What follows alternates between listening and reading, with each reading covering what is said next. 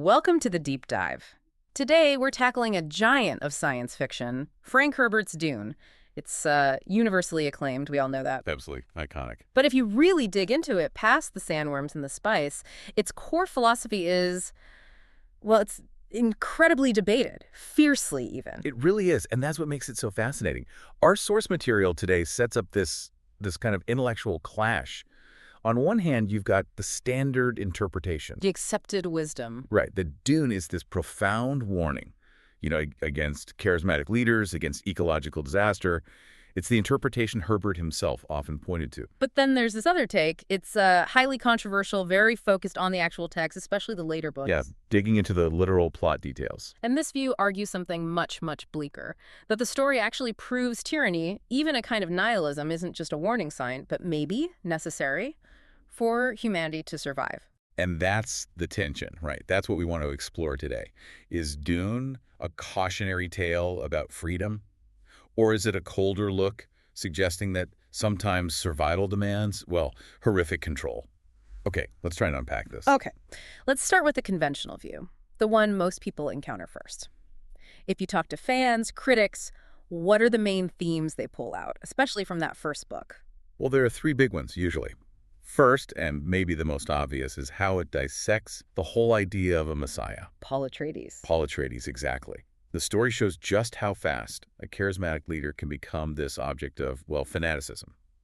And that leads directly to the jihad, right? This terrible galactic war. Kills billions, doesn't it? Over 61 billion, the text says. It's astronomical. So the message seems clear. Don't blindly follow heroes. Be wary of that power. Okay, that makes sense. What's number two?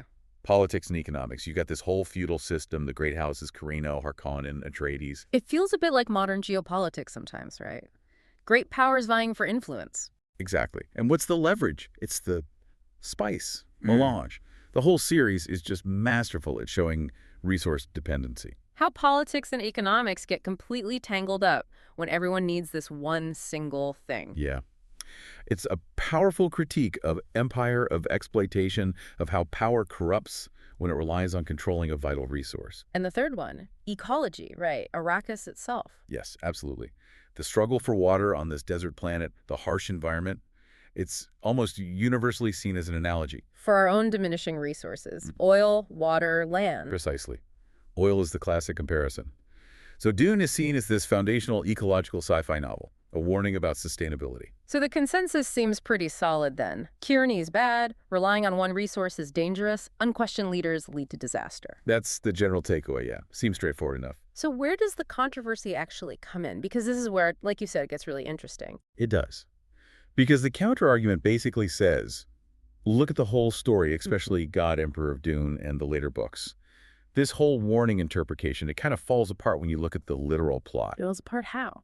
Well, the core claim from this, let's call it the literalist reading, is pretty stark. It argues that the actual events of the series show that humanity has to submit to a tyrant, an all-powerful, godlike tyrant. Leto II, the God Emperor, Paul's son. Exactly, Leto II.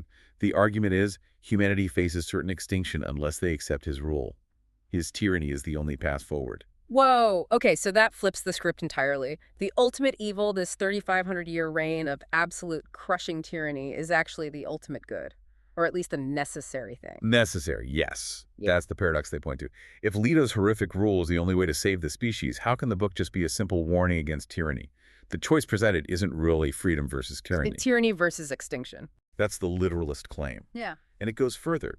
This reading suggests the series embraces a kind of, well, nihilism, almost. It rejects the value of the individual, maybe even human rights as we understand them. How so? They point to things in the text, implications that, people are shit, that only a very few individuals in history actually qualify as real humans.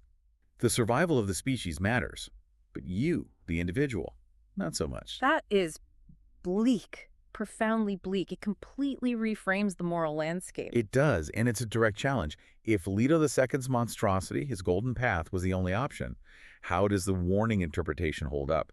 How do fans of the conventional view deal with that? Yeah, how do they reconcile that? Well, the defense shifts the focus. It's not about whether the tyranny was necessary in the plot, but about its consequences and its ultimate purpose. Yeah. It's about seeing Leto's reign not just as tyranny, but as a kind of inoculation. Inoculation against what? Against tyranny itself.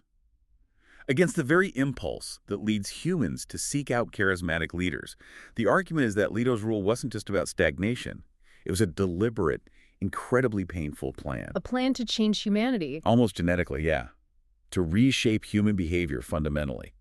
Leto II intentionally became the worst tyrant imaginable. He calls himself the ultimate predator, this weird, disgusting worm monster. Hey, but hang on. Even if the goal is liberation down the line, 3,500 years of that kind of deliberate maximized suffering, isn't that morally indefensible? Doesn't making it intentionally awful make the necessary evil even more horrifying? It absolutely does. And the books make you grapple with that cost. There's no easy answer there. But the defense of the warning interpretation hinges on the why. Why did he do it? Okay, so why? What was the intended outcome? The ultimate goal was the scattering. He knew his reign had to end, violently. His extreme tyranny was designed to create such a profound trauma, such a deep-seated hatred of centralized control, that when he finally fell, humanity would explode outwards. Scatter across the universe. Exactly. Fleeing, essentially. Spreading out so far and wide they could never, ever be unified under a single authority again. He wanted to breed, in his words, a gene-deep love of liberty. So it was forced evolution through trauma. Pretty much. And it required specific changes, like the Siona gene. Siona Atreides and her descendants became invisible to prescience. To foresight, like Paul and Leto had. Yes, which effectively blinds future prophets, future potential messiahs. It neuters that kind of power. And technologically, too, the development of no ships. Undetectable spacecraft. Right. So you put it together. Genetic invisibility to foresight, undetectable ships, and this deep psychological scarring. The idea is that Leto used absolute tyranny to make future large-scale tyranny impossible. Killing the impulse towards authoritarianism by making it physically and psychologically untenable. That's the argument. So, view this way, the series arc isn't saying Leto is good. It's showing the horrifying lengths required to maybe, just maybe, free a species from its own worst tendencies. Paul showed the rise of the leader, the cost. Leto. He forced humanity to question leaders down to their very bones. Okay, that's a complex counter-argument to the literalist view. Let's pivot slightly. There are two other big themes caught up in this debate, right? Eugenics and ecology. They also challenge the simple warning idea. They definitely complicate things. Let's take eugenics first. The literalist reading points straight at the Bene Gesserit. This sisterhood, their breeding program. And specifically, their gum Jabbar test.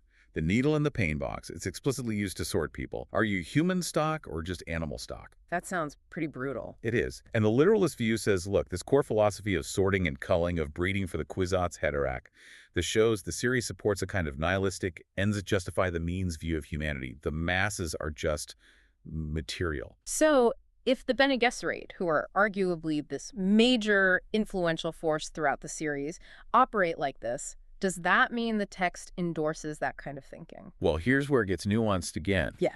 Because the books also show the Bene Gesserit as, well, flawed. Deeply flawed.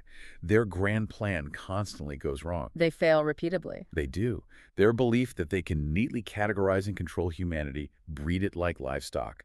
The books present that as their ideology, their arrogance, not necessarily as the objective truth of the Dune universe. And Paul himself. Paul, their ultimate creation, rejects them. He finds their philosophy repulsive. He refuses their control. So you could argue the Bene Gesserit and the eugenics are actually another example of the dangers of trying to control humanity's destiny.